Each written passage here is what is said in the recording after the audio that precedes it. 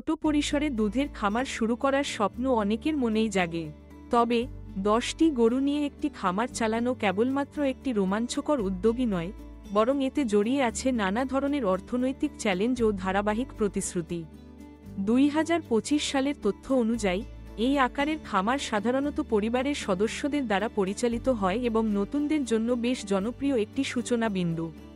কিন্তু আসুন দেখি এই স্বপ্নের পেছনে বাস্তবতা কেমন।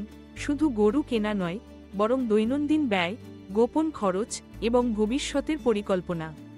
প্রথমেই আসে গরু এবং জমির কথা, সবচেয়ে বড় প্রাথমিক বিনিয়োগ। 2025 সালের আগস্ট মাসে একটি ভালো মানের দুধের গাভীর দাম তার জাত, বয়স ও শারীরিক অবস্থার উপর নির্ভর করে $2,000 থেকে $5,000 পর্যন্ত হতে পারে। 10টি গাভী কিনতে আপনার মোট ব্যয় হবে $20,000 থেকে $50,000 এর মধ্যে। তবে শুধু গরু কিনলেই তো চলবে না, তাদের জন্য পর্যাপ্ত জমিরও দরকার। সাধারণত 10টি গরুর জন্য কমপক্ষে 5 একর জমি দরকার হয়। এই জমি যদি গ্রামীণ এলাকায় হয়, তাহলে প্রতি একরের দাম পড়বে $3,000 থেকে $5,000। কিন্তু উন্নত বা শহরতলির কাছে জমি নিতে চাইলে এই খরচ আরও বাড়তে পারে, প্রতি একরে $10,000 বা তারও বেশি।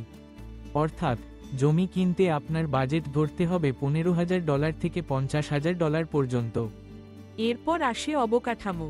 গরুর গোয়ালঘর, দুধ দোয়ানোর স্থান, বেড়া, পানি সরবরাহ, এইসবের জন্য প্রাথমিক নির্মাণ খরচ পড়তে পারে $50,000 থেকে $1,00,000 এর মধ্যে।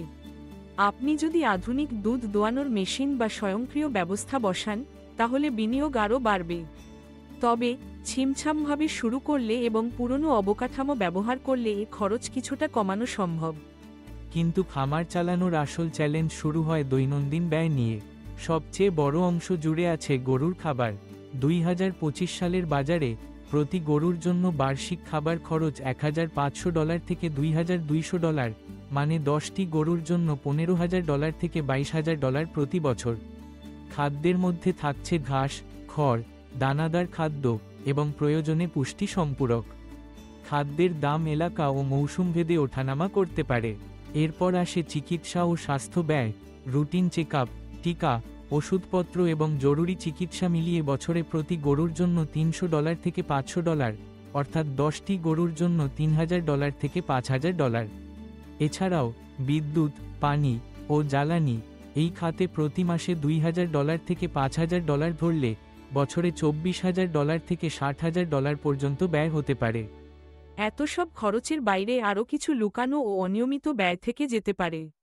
যেমন যন্ত্রপাতি বা গোয়ালের হঠাৎ মেরামত, গরু অসুস্থ হলে অতিরিক্ত চিকিৎসা, কিংবা প্রাকৃতিক দুর্যোগে ক্ষতি।